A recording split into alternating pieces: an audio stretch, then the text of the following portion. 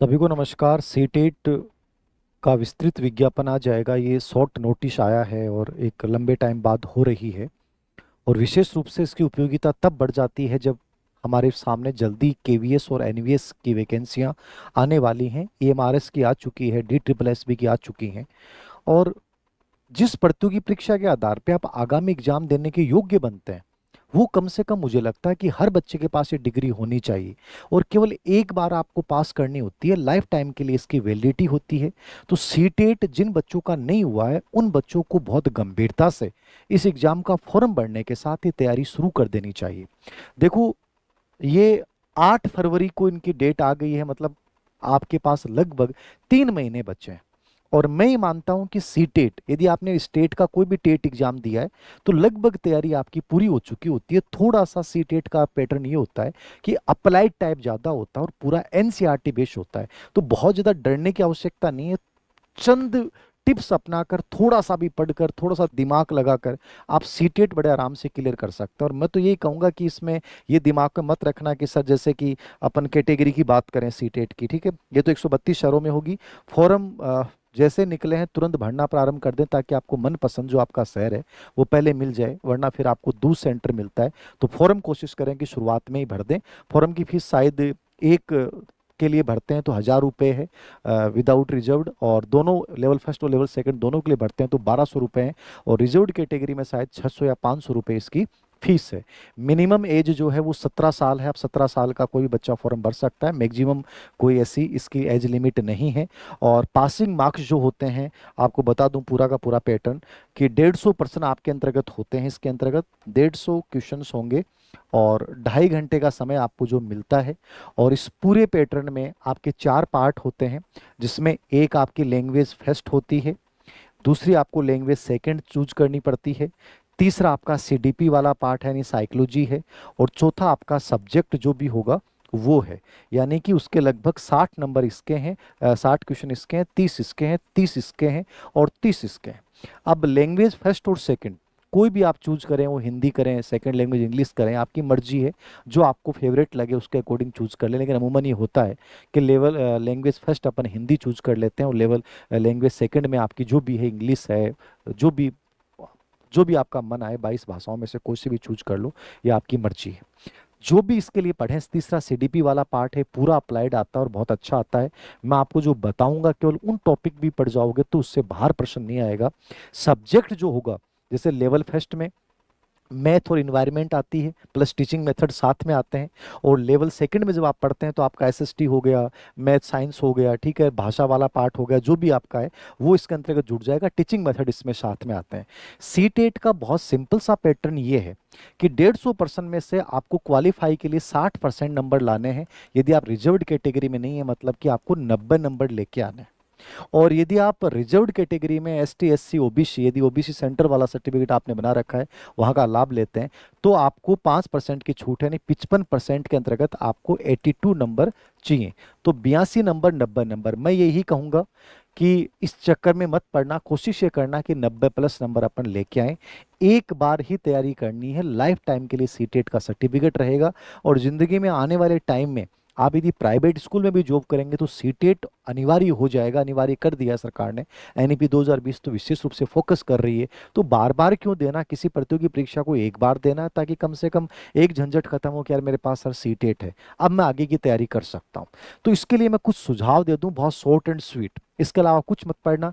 Language first आपने मान लीजिए हिंदी लिया, जो भी ली, उसकी या तो आप ल्यूसेंट की आती है या प्रतियोगिता साहित्य की आती हैं, इनके सब पूरे सिलेबस के अकॉर्डिंग वो ले लीजिए। या मान लीजिए आपने किसी स्टेट से आपने टेट एग्जाम दिया है, जैसे राजस्थान से कोई बच्चा देता तो राघव प्रकाश की हिंदी आपकी व्याकरण है, तो बहुत इनफ है, उसके अलावा कुछ नहीं पढ़ना। तो आप ल्यूसेंट ला सकते हैं, या जिस स्टेट की आपने व्याकरण की हिंदी की जो किताब पढ़ी है उसी को पर्याप्त रखें। ऐसे इंग्लिश में आप करें। इंग्लिश में नॉर्मली बढ़िया किताब है, जैसे राजस्थान के अकॉर्डिंग करें तो बीके रस्तोगी होती है, लेकिन आपके स्टेट के अकॉर्डिंग अलग अलग होती हैं। ऐसे ल्यूसेंट की इंग्लिश ग्रामर आती है, आप वो भी पढ़ लेते हैं तो इंग्लिश आपकी वहां से पूरी हो जाती है। और तीसरी जो भी लैंग्वेज है, तो सबके लिए प्रतियोगिता साहित्य, ल्यूसेंट, हरियंत पब्लिकेशंस, इनकी सीटेट के अकॉर्डिंग गाइडें आती हैं, किताबें आती हैं, आप ला सकते हैं। बहुत अनावश्यक कंटेंट मत लेना, कोई कोर्स करने की जरूरत नहीं है, आपने लगभग चीजें पढ़ रखी हैं। सेल्फ स्टडी के माध्यम से आपका सीटेट आराम से हो जाएगा। सीडीपी वाला पार्ट है, सीडीपी यहाँ मतलब साइकोलॉजी में जो प्रश्न आते हैं वो कंप्लीटली बाल विकास को ध्यान में रख के आते हैं। चाहे वो वाइगोत्स्की है, चाहे जीन पियाजे है, चाहे वो कॉलरबर्ग है, चाहे वो समावेशी शिक्षा है, इंडिविजुअल डिफरेंस है, वो हार्वर्ड गार्डनर है, वो मोटिवेशन है, वो महारत लक्ष्य है, निपुणता लक्ष्य हैं, मतलब इसके सेलेक्टेड बिंदु हैं। एनईपी 2020 है, मापन मूल्यांकन वाला पार्ट है, आरटी 2009 से एक प्रश्न आ जाता है, असेसमेंट के ऊपर प्रश्न आ जाता है।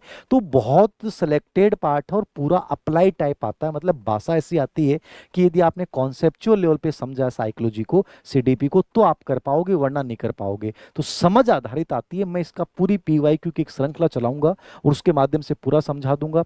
किताब देखो, इसकी सीटेट की कोई बढ़िया किताब नहीं है, मतलब पतली पतली किताबें आती है अरिहंत की। और चाहे तो आप अवनी वाली जो मेरी साइकोलॉजी किताब आती है वो कोई सी भी ग्रेड की ले लेना, चाहे रीट वाली किताब ले लेना, चाहे समग्र मनोविज्ञान ले लेना। उसमें जो मैं सेलेक्टेड टॉपिक बताऊंगा, यद्यपि मैंने सीटेट का पहले से एक वीडियो बना रखा है कि ये टॉपिक्स पढ़ने और यहाँ से प्रश्न आएंगे, वहीं से आएंगे, फिर बता देता हूँ, वहीं से प्रश्न आएंगे। तो वो कोई भी किताब मेरे वाली आपके पास हो उसको ले लीजिए, उसमें से आपके प्रश्न सही हो जाएंगे। तो सीडीपी वाला मैं वैसे यूट्यूब पे करवा भी दूंगा, धीर सिंह धाबाई वाला जो यूट्यूब चैनल है अपना, इसके ऊपर कंप्लीटली मैं करवाऊंगा सीटेट का सीडीपी यूट्यूब पे, पूरे पीवाईक्यू से समझा दूंगा। बट फिर भी आप बुक लेना चाहें तो ले लें, और इसके अलावा कोई और बुक्स आप लो तो लो, बाकी मेरे अकॉर्डिंग जरूरत नहीं है। सब्जेक्ट का जो आपका पार्ट होता है वो कंप्लीटली एनसीईआरटी बेस आता है, पूरा एनसीईआरटी बेस आता है। यद्यपि ल्यूसेंट के भी विशेषांक आते हैं, हरियंत के भी आते हैं, प्रतियोगिता साहित्य के भी आते हैं, आप एसएसटी के रीम के लो, लेकिन मेरी राय ये है कि आप एनसीईआरटी पढ़ना। उससे फायदा क्या होगा कि सीटेट तो आपकी क्लियर हो ही जाएगी सिलेबस के अकॉर्डिंग, ठीक है। दूसरा फायदा क्या होगा, केवीएस और एनवीएस की जब एग्जाम देने जाओगे ना, तो आपको ज्यादा तैयारी करने की जरूरत ही नहीं है, आपका बेस तैयार हो गया। टीचिंग मेथड के जो भी प्रश्न आते हैं इसके केवल पीवाईक्यू पढ़ लेना, उसमें भी थोड़ा सा अप्लाइड और क्रिटिकल एनालिटिकल और जो कंस्ट्रक्टिव अप्रोच है उसके आधार पे प्रश्न पूछते हैं। तो थोड़ा सा पीवाईक्यू की कोई भी बुकलेट आपने टीचिंग मेथड की आपके स्टेट की देखी हो, या इसकी यूथ कंपटीशन की जो बुकलेट आती है पीवाईक्यू बेस, वो टीचिंग मेथड की देख लेना। यद्यपि सीटेट की यूथ कंपटीशन की सब्जेक्ट की भी आती हैं, लेकिन मैंने फिर कहा है कि पूरा एनसीईआरटी बेस पूरा पेपर आता है, मतलब एनसीईआरटी को कंप्लीट फोकस किया जाता है। तो बेटर यही होगा, एनसीईआरटी पढ़ोगे तो अदर अपने स्टेट का भी लगभग तैयारी हो जाएगी, सब्जेक्ट आपका तैयार हो जाएगा, और आगे आने वाले टाइम में जोर आपको नहीं आएगा। तो मैं एनसीईआरटी को सजेस्ट करूंगा। सीडीपी मैं करवा दूंगा यूट्यूब पे, फिर भी मेरे वाली किताब लो तो ले लेना, साइकोलॉजी वाले कोई भी एडिशन ले लेना, उसमें जो टॉपिक मैं बताऊंगा कि ये टॉपिक्स पढ़ने और यहाँ से पढ़ने, बाकी पीवाईक्यू से समझा दूंगा। लेवल लैंग्वेज जो है वो आपके पास जो भी किताब ऑलरेडी ग्रामर की हैं, वो कोई भी ग्रामर के साथ आप चलिए। तो ये तो आपका कंटेंट हो गया, किस कंटेंट को पढ़ना है। सर इसके अलावा क्या करना है, 3 महीने हैं, सिर्फ जो मैंने बताया है उस कंटेंट को रखिए, पीवाईक्यू पढ़िए, सीडीपी में थोड़ा सा एनालिटिकली सोच अपनानी है। एक छोटी सी टेस्ट सीरीज भी हम स्टार्ट करेंगे ताकि आपको और समझ बन जाए। बाकी इतना सा है कि 150 में से 90 नंबर लेके आना है, और 90 नंबर मुश्किल नहीं है, क्योंकि इसमें फैक्चुअल प्रश्न तो आते नहीं है, रटने वाले प्रश्न तो आते नहीं है।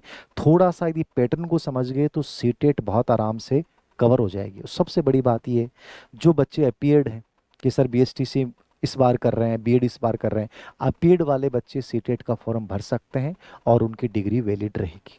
समझ में आ गई बात। तो अपीयर्ड वाले बच्चों के पास भी अच्छा मौका है कि मान लीजिए स्टेट का टेट नहीं हुआ तो कम से कम सीटेट तो हो गया, सेंटर की भर्तियों के लिए तो एलिजिबल हो गई, और आने वाले टाइम में तो ये हर भर्ती पीजीटी वगैरह में भी लागू हो जाएगी सीटेट। तो कोशिश करें कि अपीयर्ड वाले बच्चे भी इसको ढंग से भरें, और ढंग से नहीं भरें, इस 8 फरवरी की एग्जाम को क्रैक करें। बहुत मुश्किल काम नहीं है, बहुत आसान काम है। सीरियसली जो बच्चा सीटेट देता है उसकी लगभग अदर स्टेट की एग्जाम की तैयारी भी हो जाती है। तो इसका विस्तृत विज्ञापन देख लीजिएगा इस साइट पे जाके, कोई दिक्कत नहीं है। CTET.nic.in पे पूरा देख लेना। बाकी जो चीज़ें मैंने बताई हैं वही चीज़ें होनी हैं। क्वालिफाई वाला नंबर बता दिया मैंने। फॉर्म के फीस खैर अच्छी है, और फॉर्म पहले ही भर देना ताकि आपको अपना मनपसंद शहर जो है वो मिल जाए। तो ये कुछ बेसिक जानकारियां थी सीटेट एग्जाम को लेकर। उम्मीद करता हूँ आपको ये सब बातें समझ में आ गई होंगी। धन्यवाद।